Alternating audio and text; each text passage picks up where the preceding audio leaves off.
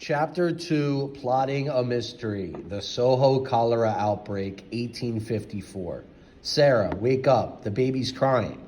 Sarah Lewis groaned and rolled over, trying to ignore her husband's whispers.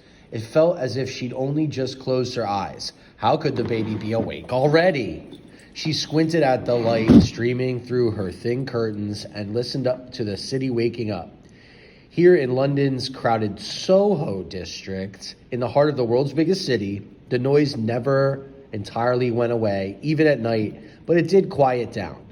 Now the noise was building again, and the 2 million residents of London began their day.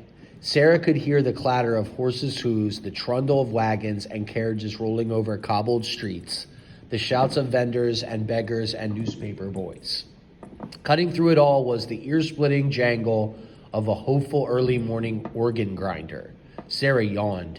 It sounded like morning had come to Broad Street. But what had Thomas meant about the baby crying? Their daughter Frances, just 6 months old, was fretful and sickly, and they were used to waking up to her wails. But there were no cries this morning that Sarah could hear. She lay still and concentrated. There was the deep, regular breathing of her husband lying beside her, and the lighter breaths of her 2 older children sleeping on their pallets on the floor alongside the bed. And yes, there was a tiny whimpering, barely audible, coming from the baby's cradle. Throwing back the sheets, Sarah rose and crossed the room to check on little Frances. She bent over the cradle, crooning a soft morning greeting, but the smile on her face quickly changed to a wide-eyed alarm. Frances was thrashing in pain. Her small, pale face glistened with sweat, and her clothes and bedding were soaked with watery diarrhea. Sarah snatched up her baby and rushed to her husband. "Thomas, run for the doctor," she implored. "Right away!" Nothing to fret about.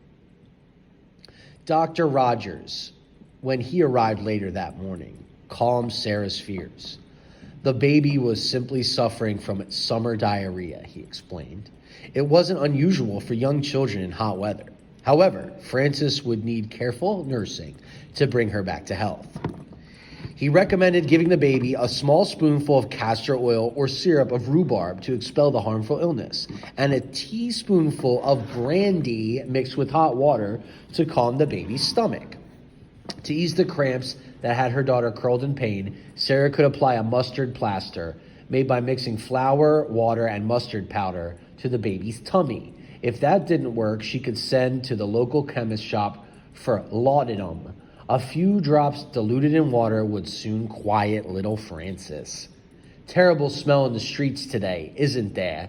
the doctor said as he packed up his medical bag. "Not surprising that the child's ill with such foul air about." Taking him to the front door, Sarah pointed out the opening to the cesspool, a brick-lined underground pit that held the household sewage. It was just beside the front step and directly under the Lewis family's windows. The smell is dreadful in this warm weather, but the cesspool's so handy for